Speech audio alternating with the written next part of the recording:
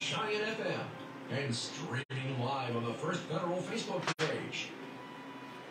Yes, indeed, it is a beautiful Friday morning. A little wet, but overall it's a beautiful Friday morning. I can't complain too much about it. We are, I guess I could look at the current temperature and tell you what it is, Todd, couldn't I? It's good morning, Paul. 51 degrees. Todd Bansickle here today. For the First Federal program, so welcome, Todd. Thank you. We've got Kevin Renie joining us in a little while, Rochester High School Athletic Department. Going to be talking about spring sports and defending champions and sectional hosting this year. Looking forward to talking to Kevin. So the old saying about in like a lamb, out like a lion for weather looks like we're there today, doesn't it? Yes, it does. Yeah. Windy night, storms coming through. Rain, storms, wind, temperatures dropping. Yeah. Everything an athletic director does not want to hear in spring, right? Yeah, especially if I tell them, what they're calling for tomorrow. Okay. That's one thing we're going to talk about with Kevin is athletic directors have tough jobs in the spring with the weather because they do. Scheduling, getting officials, things like that. So, talking about some things today, did you catch the planet alignment the other night? You and I like to talk about space. I saw that, but this week has had me so tired. You've traveled a lot. Did see that it's kind of hard to see here in Rochester unless you go out in the country. Because like one of the planets was right above the horizon, so it was Mercury, Jupiter, Venus, Uranus, Mars, 5 alignment, kind of in line with the moon. I checked it out Wednesday night, probably too late. I think Saturn was already gone, but it's kind of neat seeing those in an arc. Yeah. And I remember from all the space sci-fi movies, that means something really bad's going to happen usually. Yeah, normally that's when they're powering up the Death Star or something like that. Yeah, when the planet's all over. Well, we're going to have a sports team today, of course, with Kevin Renie, our guest. Baseball opening day yesterday. Yes. Sorry, Paul, about the argument. Yeah. Started off on the wrong foot again. I didn't know the final score until about 2 minutes before the program started. Well, you don't ever bring that up then, okay? What's interesting about baseball this year, there are some new rules. You been following any of that? I try not to. I'm a traditionalist, and I think too. Baseball's a national pastime. It's what it should be. It shouldn't change. But I looked at the rules yesterday, and I kind of like them, actually, I think. I'm all for them, apart from I'm not a big fan of pitch clock. Yeah. I saw there were a couple of people called out yesterday because they took more than their 8 seconds to get into the, or not called out, they got a strike, which basically struck one person out. This guy, I don't forget who it is, but I'll go down in history as the first person called out on a strike because he was adjusting his batting gloves or something. Yeah, can't do any of that. Some of the new rules, the one I kind of like is the bases are 3 inches bigger. That I'm okay with. So what that does basically is like from third base to home or first base to home, the 90 feet is where the back of the base is. So being safe is 3 inches closer to home and 3 inches closer to home plate from third base. And the way I look at it is now if you've got somebody standing on first or third or even second, if you slide into it, you don't have to worry about accidentally hitting them. It was a safety thing, but also it was run production, I think, and trying to make the games more exciting. Yeah. I'm thinking, had that been that way a long time ago when I played, I may have been in the major leagues. That would have made me 3 inches faster. Yeah. Maybe got my average up. Yeah, might have. Then another new rule is the pitch clock. If there's nobody on base, the pitcher has to deliver to the plate within 15 seconds. If somebody's on base, it's 20 seconds. And there's rules about how many times they can throw over to first. And it's going to be different this year. Yeah, because now, if you got so many times that you can throw to first and you're going to try to steal, just take that lead off enough times, and then the next time you're good to go. I think that's the intent. Yeah. Coax over a couple throws and then get the bigger lead. Yep. So we'll be talking about that a little bit all season, see how that goes. The biggest change, though, I think, is the elimination of the shift. 2 infielders have to be on each side of second base with both feet in the infield. Yeah. Now, being a Cubs fan all my life, and seeing how the shift kind of really killed the Cubs after they won the World Series, because when Rizzo was up, they're always everybody on the right side of the infield and everything like that. So it'll be interesting to see how that goes this year.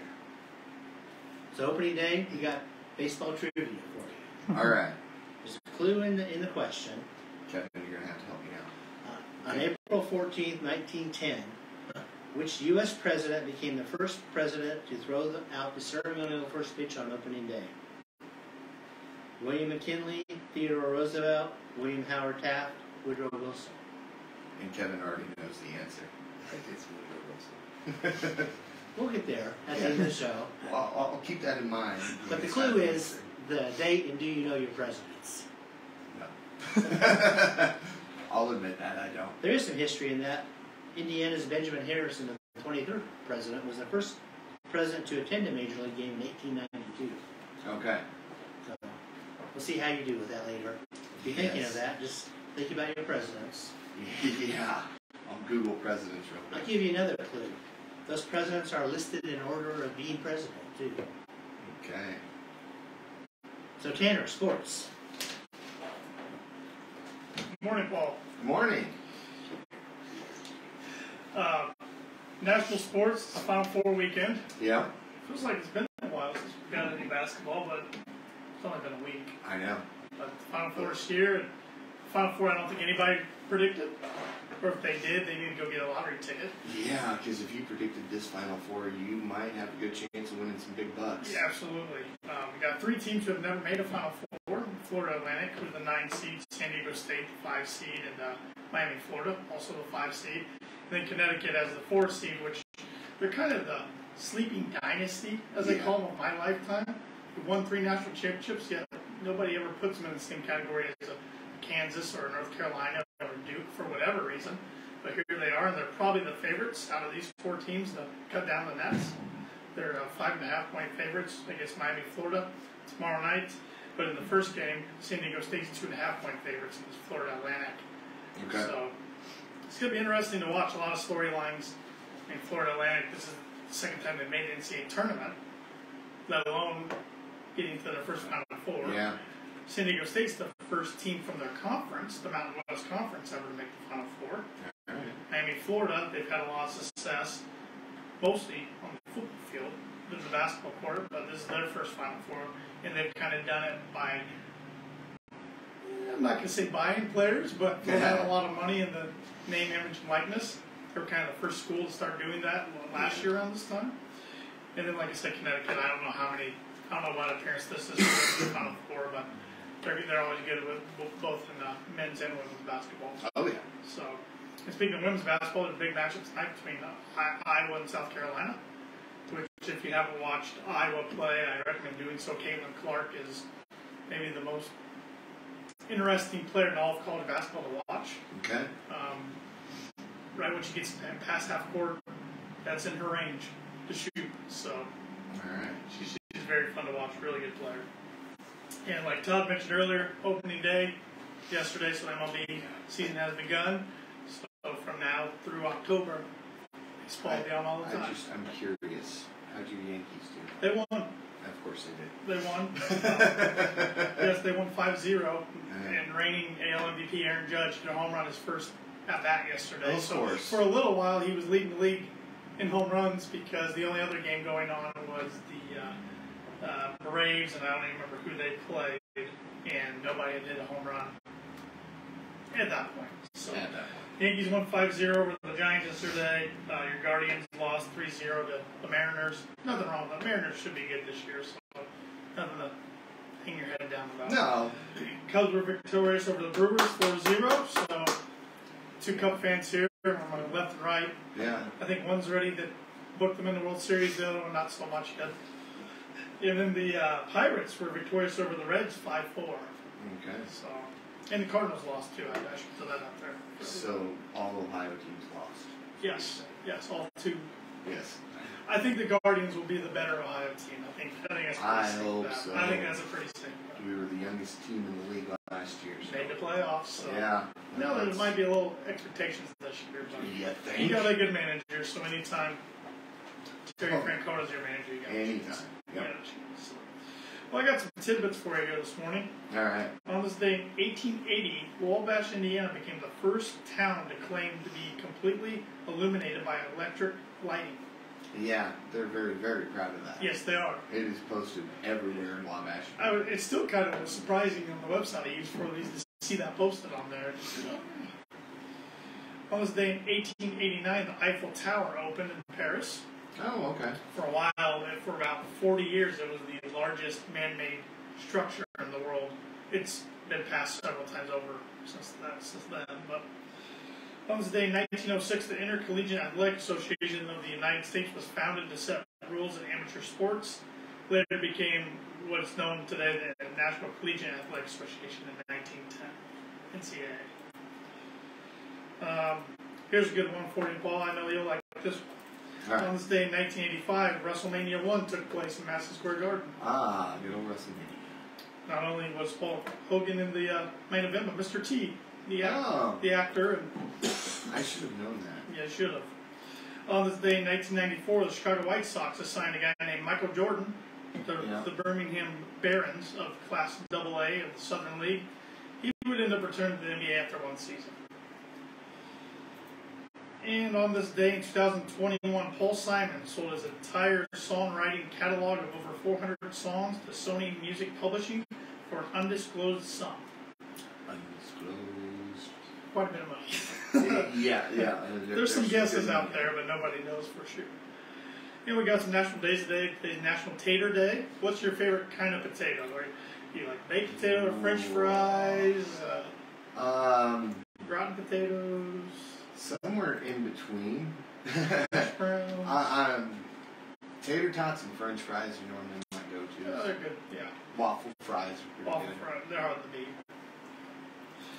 Today's also National Crayon Day, which I think they come up with new colors for those every year. Somebody at the bank the other day was talking about a crayon color. I'm like, what?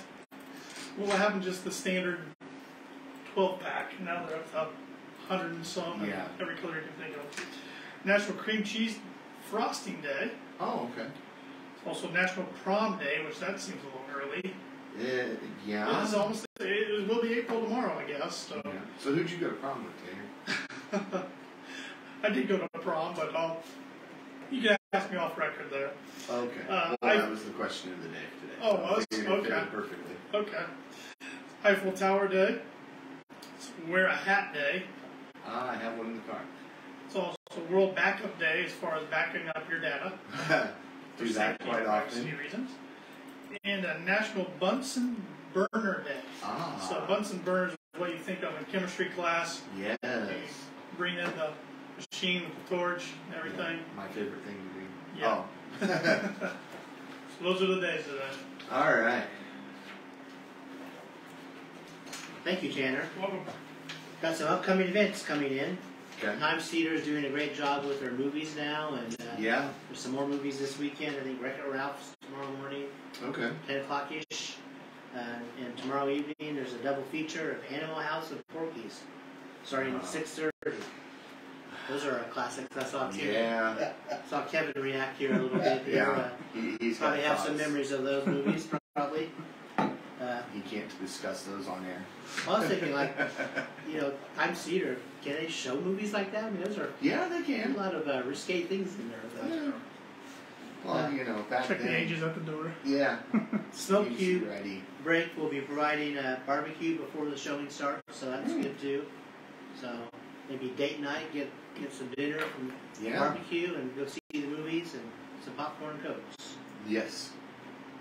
Rochester High School Tri-Ep is presenting The Wizard of Oz on April 14th and the 15th, both at 7 p.m. Tickets are on sale now. We bought at the high school office from $8 to $2.45, $10 for adults and $5 for children, 10 and under. That's good to go out and see our local youth participating in some great drama, The Wizard of Oz, and good thing to do on the 14th and 15th. Moving on to money news. Dow was up yesterday, about 140 plus points. It's been a pretty good week for the Dow, up most every day. good trend going. Stocks gained yesterday, but also they're waiting to what the inflation news is today. That's released today.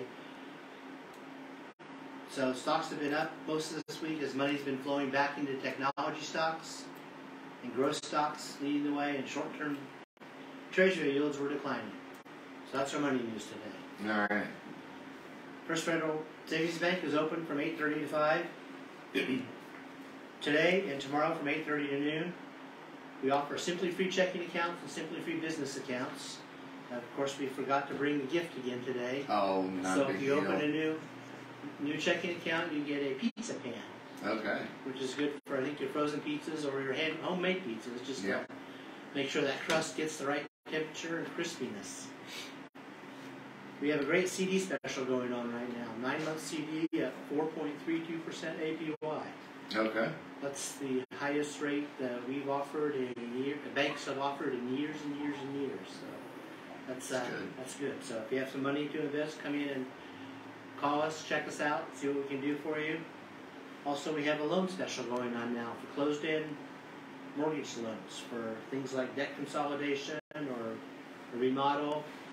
You have to be a first lien holder with First Federal Savings Bank.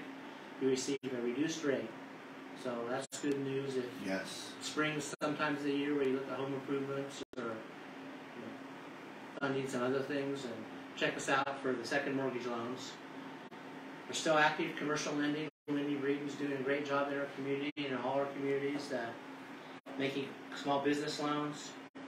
And with the stock market kind of being topsy-turvy over the last year or so, or a couple of years, check out Mark Blubaugh and Brian Bell from our Financial Services Department. They'd be happy to talk to you about retirement planning or other concerns you may have about investments, 401ks, IRAs, etc. You can like us on Facebook, follow us on Twitter, Instagram, LinkedIn, subscribe to our YouTube channel. Talking with Tanner this week, we're seeing some pretty good increases in each of those. So if you haven't checked out our Twitter, Instagram, our YouTube channel, you might do that. There's lots of great content out there. We're trying to feature stories about our staff, some product and service highlights, and it's a good way to learn some things about the bank. We're the locally owned. We are the only locally owned bank in Fulton County. We don't want to be the biggest bank, just the best. Borrowers must meet underwriting guidelines. We are FDIC insured and an equal housing lender. And our MLS number is 399927. And that makes us legal. I saw, Paul, you're looking in the air to make sure I got the 9s in there. Yes, I always follow along with anybody who does it just to make sure. We want to keep us out of trouble. Yes. Well, we welcome Kevin Renie from the Rochester High School Athletic Department. He's Athletic Director. Welcome. Thank you. Exciting time of year. 2/3 of the year's done. We're starting with the spring sports, and we roll over to that now. Lots going on in the spring sports now. Right. It's always an exciting time of the year. There's no downtime. So that's what we like, keeping the kids and the coaches active and staying busy, using the facilities and things like that. But it is spring, and things happen that are out of our control, so we just do the best we can with what we're dealt with and get the games in as we can. I think athletic director in high school for spring sports, especially in Indiana, has got to be a really tough job because you're looking to reschedule things because of rain, cold, snow, wind. You got to have the other school have an opening, then you got to find officials for that. It's one of the toughest jobs it probably is.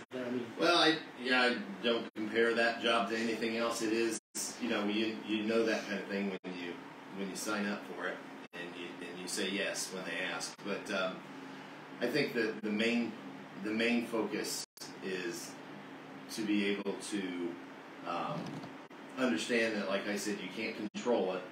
So we're not going to put kids in positions where there's a higher risk of injury. There's a higher risk of equipment damage. With the cold, with the bats for baseball and softball, and those are super expensive. And in golf, same with that. You put them out there in those. Everybody, we got to play. Well, we don't have to play. If it's a conference game, those are going to get made up. Non-conference games are you like to play, but it's not a necessity. So we kind of focus on that, and getting the officials. They're pretty good in the spring. We get them in most of the time. I don't think we had any baseball games last year where we only played with one. And that's good. That's kind of a trend that's been happening recently. Right. If you didn't have to do that, it's great. Yeah, there's there's a signer, Dan Adams, over by Monticello, and he helps with finding the officials for baseball. And Greg Marks is my assistant. He does a great job with officials all the way around. He's got all the contacts to make. He's been in this kind of industry for a long, long time, and he's got a lot of contacts to make things happen. And there's some juggling that can go on, and some creative. Let's get a little three-way thing going on a Saturday so we can get a couple games in. And if officials get there, yeah, they don't mind doing that. Baseball, softball games. I did notice yesterday the Cubs, when you're talking about the pitch rule, the pitch clock, the Cubs game took 2 hours and 12 minutes yesterday. That's good. So it was over 3 hours before. That's pretty quick. Yeah. And it's fine, and it's not about us getting out of there. It keeps things moving, keeps things rolling along, and fans want to come out. High school fans want to come out and watch games. They don't need to watch a 3.5 hour baseball game, which we won't be able to play until middle of May because we don't have lights. So that's not an issue. And transportation is always an issue. Getting there. Just because the calendar says the game starts at 4:30. Well, we might not leave here until 4:15. Right. So we'll get there first. We'll get there when we get there. And there's a lack of extracurricular drivers. It's not that we don't have a bus. We just don't have a person behind the wheel of the big yellow. So, we do a good job. A lot of the coaches are certified to drive the activity or the mini buses.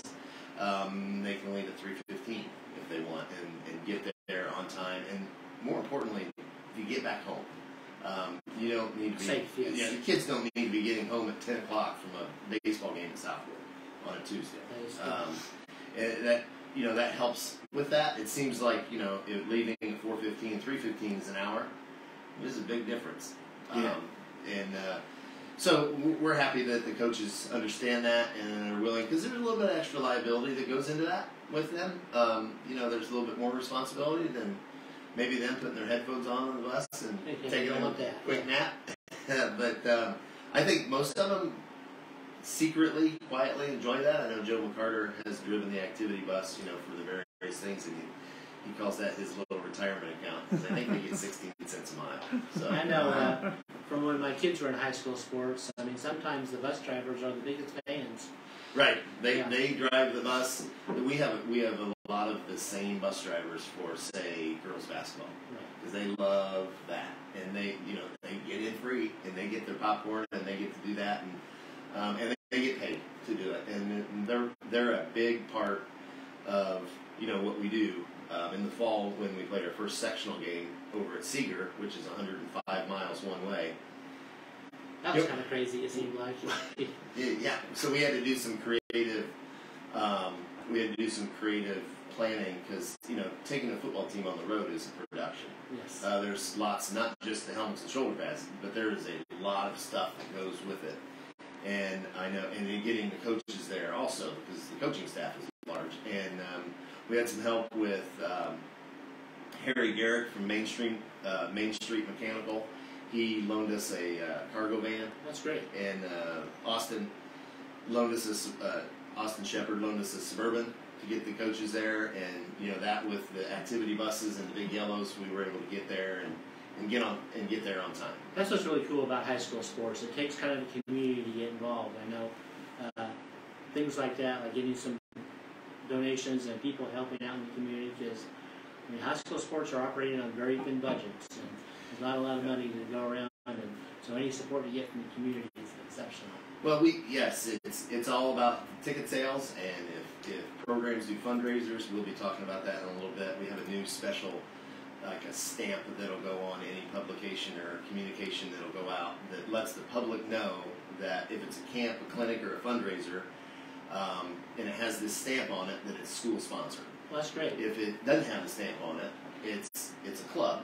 I mean, still kids are involved in things like that, but it's not schools sponsored specifically. But that way, if some people participate in that fundraiser, they know it's going to support the high school sports on that. Right. That yeah. And the middle school, and that'll alleviate some confusion as to, well, you know, I thought this was going to, say, the wrestling team or the swim team, when that was going to the wrestling club, or the Royals swim club. So there is a difference, and there's a difference in how people see how they're giving. But the community that I've seen, I've lived here since 2000, but from this seat, the community is unbelievable.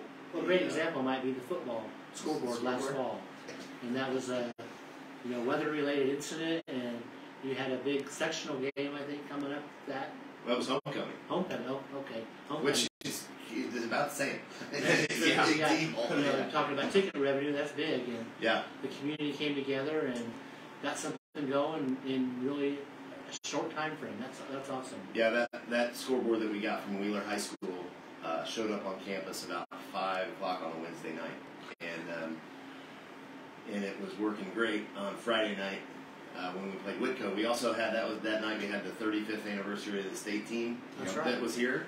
We had a homecoming, and all that goes with that, the parade and the whole 9 yards, and we also had Marshall Fishback's wrestling championship ring presentation. So, halftime was 25 minutes.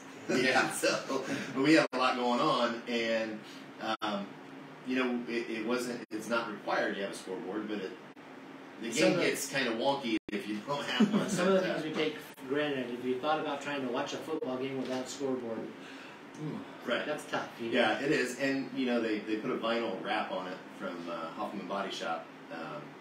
Janet Van's uncle owns it, and she asked me to turn the football lights on that night. We left them on until about 2:30 in the morning, Thursday night, Friday morning, while they were working out there as a group, and then she made a trek. I'm not even sure where she went to get the 400 new light bulbs, and Scott Kistler, our tech guy, he made a trip somewhere to get 400-foot cable so we can operate from the press box. It was, we had, I'm sure OSHA, OSHA would not, that would not have been good had they showed up on campus. But it was, what do we do? And the principal, Oscar Hawes, he took over that. I was painting the football field that week, and Eric Murphy, Chris Brown, I'm going to leave people out, but I'm telling you, it was amazing. That's awesome. To sit back and watch it go. Joe McCarter's guys putting telephone poles in so we could hang that thing. He wasn't even part of that, I don't think. He got a text that said thank you, and he wasn't sure what they were talking about, and then he drove on campus for tennis practice, and there they are. There the guys are. That's great. So, spring sports, you got baseball, girls softball, tennis, girls tennis, track and field, boys golf.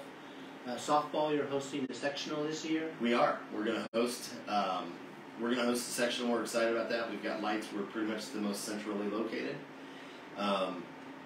And with that will come a few little upgrades to the fencing around there. Rod Eaton is going to be working on that for us, local guy. And we're going to get a new roof on the press box / concession stand. We had a little bit of water damage, and so they're going to be working on the inside of that.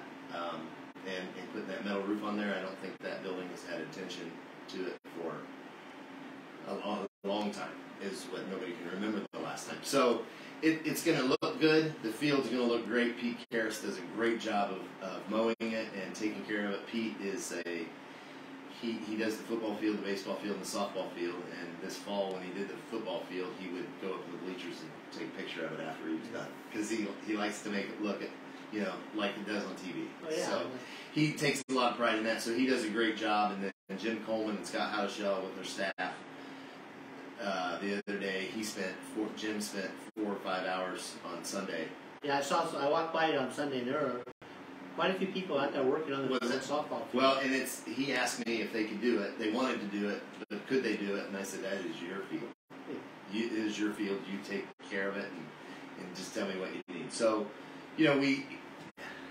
we're very fortunate to have the staff that we have. I know Corey Good with his baseball program's got 7 assistants, and they've got about 27 guys, players. So they've got a small army to make things happen out there, and we try to provide them, with the maintenance staff being super thin. It's going to take that, and they take a lot of pride in that, and we take a lot of pride in our facilities. That's why I'm anxious to, throw our name in the hats and say, we'll host. We'll host. We can do it. We got great people, and we got great facilities. That's a great way to show off facilities and people too. Because, sure. Just because you have a facility, you have to have all the background operational support to make those happen, because those don't happen on their own. Right. When we went to host the boys basketball sectional this winter, anybody that I never had to ask more than one person to do a job. I said, hey, can you do this? And it was always yes.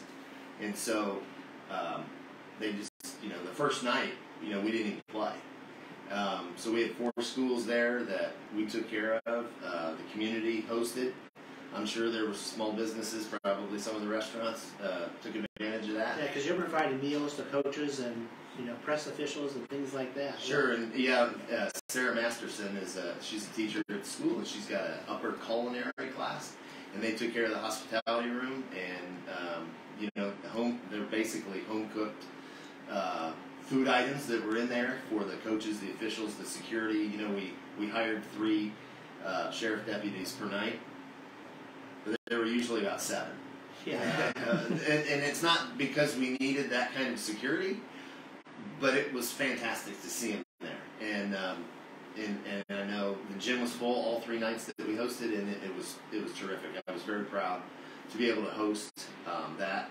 Wish the Zebras would have been able to advance, but Coach Malco and his staff were super supportive of, hey, we need to make sure we do this. I'll take care of the practice balls.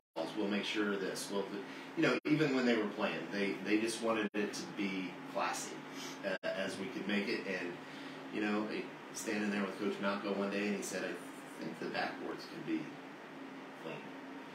So I hauled myself up on the ladder and did both sides of the backboard, and he noticed right away when he came in the gym. And it did make a difference if you notice those kinds of things. But I felt like we put on a pretty good show.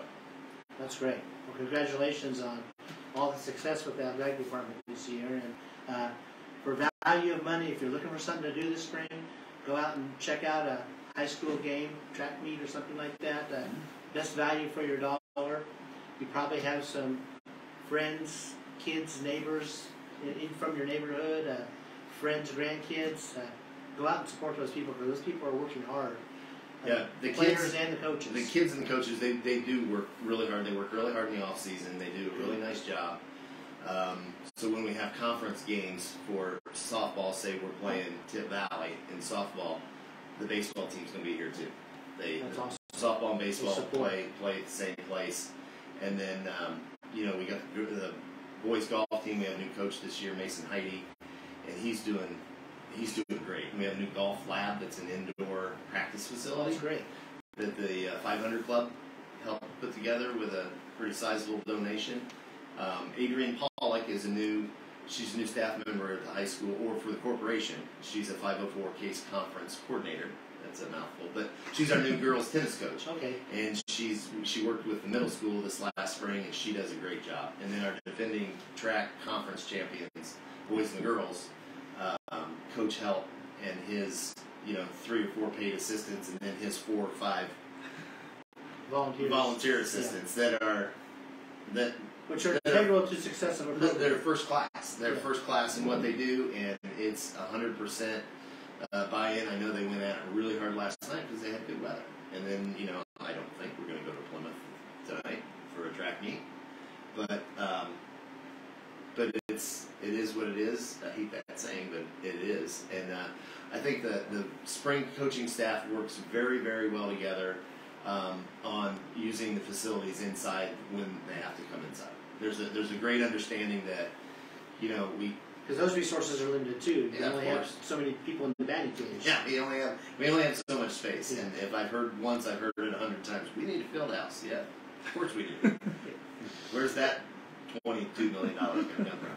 So, if anybody out there is listening, we would entertain a motion. Yeah. So, well, thank you, Kevin. We're talking with Kevin Renie, the Rochester High School athletic director. Does a great job. Has a great support team. All the coaches. It takes a village basically to make an athletic program run. It also takes the community to have shown interest, and it is recognized by the players and participants on the field when they see a big crowd there. They really appreciate that, and go out and support high school sports this spring. Yeah, we would look forward to hosting. I know that our principal, Oscar Haas, he's very into the athletic department, the athletic part of the education process, and our assistant principal, Lori Atkinson, she's instrumental also. I mean, she's a sport-minded person. Her kids are involved in everything as well as Oscar's kids are involved. So there's a big focus, but we know the main focus is the education part of it, and their student athletes. And their student athletes. It's education-based athletics is what we call it. But we're very fortunate to be in this position to work with the coaches and the kids, and I love going to school every day. Well, congratulations. Keep up the great work, and come out and visit an activity from the high school sports. You'll probably see Kevin out there because he runs from all to the next one, right? Yep, I will. I have one playing golf this year. My sophomore Davis is going to play golf, so when they're playing, I will probably be on the course watching him. But the supervision that I have lined up for the baseball and the softball games and those kinds of things when I can't be there is, again, I asked one person and I got a yes. That's great. So it makes me feel good about that. Well, thank you, Kevin. Keep playing the trivia game here. On April 14th, 1910, this president was the first U.S. president to throw out the ceremonial first pitch on opening day. McKinley, Roosevelt, Taft, Wilson. Taft. Kevin? I'll go with Taft. Okay. You know your presidents, Paul. No, Kevin helped me out with that. I can't take credit for that one. Kevin did help me out. Okay. Well, we got two quotes. Let's try another thing. These are baseball quotes here. Okay. Oh boy. If you build it, they will come. Yogi Berra. It ain't over till it's over. And the other one is baseball is 90% mental, the other half is physical. Yep, sounds about right. Yogi Berra. Yogi Berra, famous Yankee. Thank you. Thank you, Todd. We'll see you guys again next week. Great.